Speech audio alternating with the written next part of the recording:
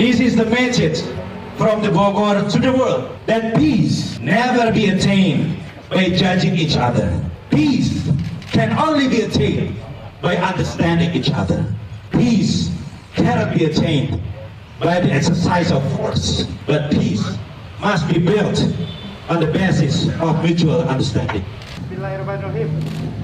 Semoga berkah, semoga bermanfaat. Tuhan berkati. Amin.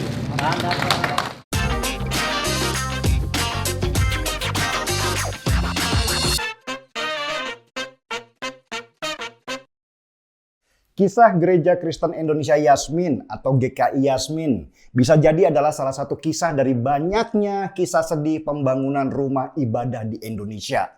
Sedih memang, tapi itulah kenyataannya. Masyarakat Indonesia sendiri yang Muslim mungkin banyak tidak terbiasa melihat begitu banyak gereja dari macam cabang-cabang Kristen di sini. Mereka taunya gereja itu tempat ibadah orang Kristen, itu aja. Padahal gereja itu ada buat umat Katolik, ada juga buat Kristen Protestan. Di Protestan sendiri ada beberapa macam cabang, ada yang Pantekosta, ada yang HKBP, ada yang GKJW, dan bisa saja di satu lokasi ada beberapa gereja yang berbeda. Itu yang kadang suka nggak diterima oleh warga setempat. Masa banyak banget gereja nyaingin masjid, padahal di wilayah ini lebih banyak warganya yang Muslim. Begitulah kira-kira pandangan masyarakat awam. Kisah GKI Yasmin sendiri dimulai tahun 2006. Ketika itu pemerintah Kota Bogor menerbitkan IMB untuk pendirian Gereja Yasmin. Saat itu nggak ada masalah. Bahkan Wali Kota Bogor waktu itu, Diani Budiarto menghadiri peletakan batu pertamanya. Masalah kemudian muncul di tahun 2007 saat banyak isu tersebar terkait pembangunan GKI Yasmin. Isu ini kemudian menjadi besar dan dibarengi dengan demo-demo oleh ormas yang mengatasnamakan umat Muslim. Sehingga Pemkot Bogor yang seharusnya menjadi penengah malah menjadi eksekutor untuk menutup gerbang gereja. Karena gerejanya ditutup, warga kemudian beribadah di sepanjang trotoar. Ibadah sepanjang trotoar ini kemudian menjadi masalah baru lagi.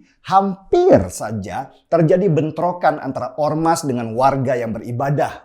Ormas-ormas itu juga menuduh kalau ketua RT setempat melakukan pemalsuan tanda tangan dukungan warga untuk pendirian gereja. Ketua RT akhirnya terbukti bersalah dan dia divonis 4 bulan penjara di tahun 2011. Beberapa saksi mengatakan kalau mereka menerima uang Rp100.000 sebagai tanda mereka hadir dalam sosialisasi itu. Keputusan hakim yang menyatakan kalau ketua RT itu bersalah membuat pemerintah Kota Bogor kemudian percaya diri untuk mencabut izin pendirian gereja. Sebenarnya Wali Kota Bogor lama yaitu Diani Budiarto sudah menawarkan lokasi baru untuk pendirian gereja dan itu juga sudah disetujui oleh mantan Mendagri Gamawan Fauzi.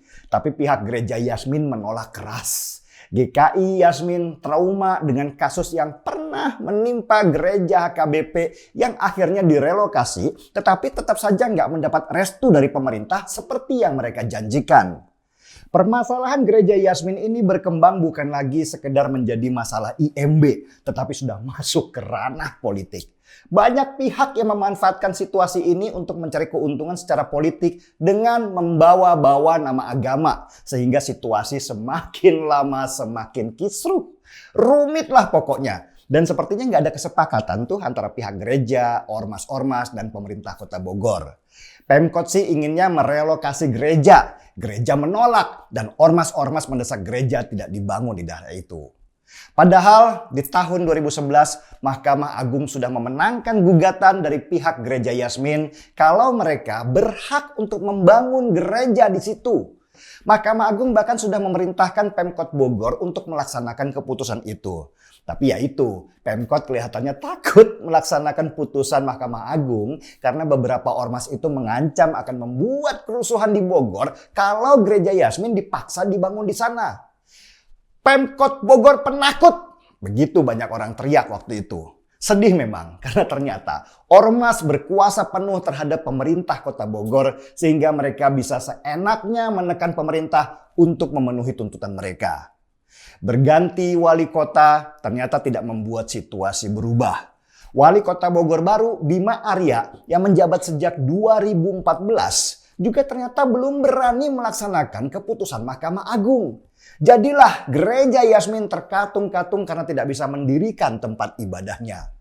Situasi mulai berubah ketika pemerintah pusat mulai keras terhadap ormas radikal. 2017 HTI dibubarkan. 2020 FPI dihajar habis-habisan.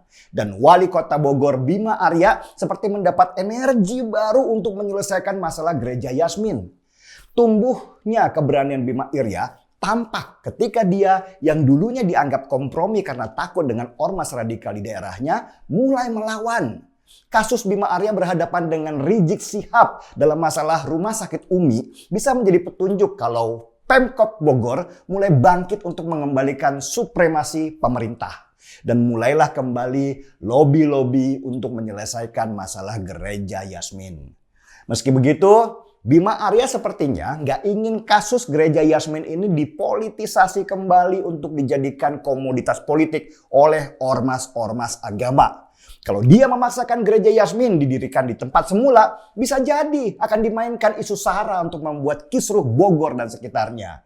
Bima kemudian melobi gereja Yasmin untuk menerima relokasi yang sejak dulu ditawarkan. Mungkin karena sudah lelah ya, 15 tahun ribut dan gak ada penyelesaian. Pihak GKI Yasmin kelihatannya menerima hibah tanah dari Pemkot Bogor seluas hampir 2000 meter. Dan kalau gak ada masalah lagi, disinilah ujung dari kasus GKI Yasmin. Semua menerima win-win solution. Yang lose cuma ormas-ormas yang selalu cari makan dari kasus GKI Yasmin dan sekarang kehilangan nasi bungkusnya. Saya harus apresiasi Bima Arya, wali kota Bogor atas usaha kerasnya. Saya juga harus apresiasi pihak GKI Yasmin yang akhirnya menerima yang terbaik buat diri mereka. Juga apresiasi kepada banyak pihak yang sudah bekerja keras untuk menjaga kerukunan antar umat beragama ketika kasus GKI Yasmin ini mulai diarahkan ke politik dan sentimen agama. Pada akhirnya kelak, manusia akan dihakimi bukan oleh jabatannya, bukan pula oleh seberapa besar tempat ibadahnya, tapi dari kerendahan hatinya untuk membuka diri supaya ruang musyawarah terjadi dan menghasilkan solusi yang baik untuk semua pihak. Salut! Saya harus angkat secangkir kopi sekarang ini.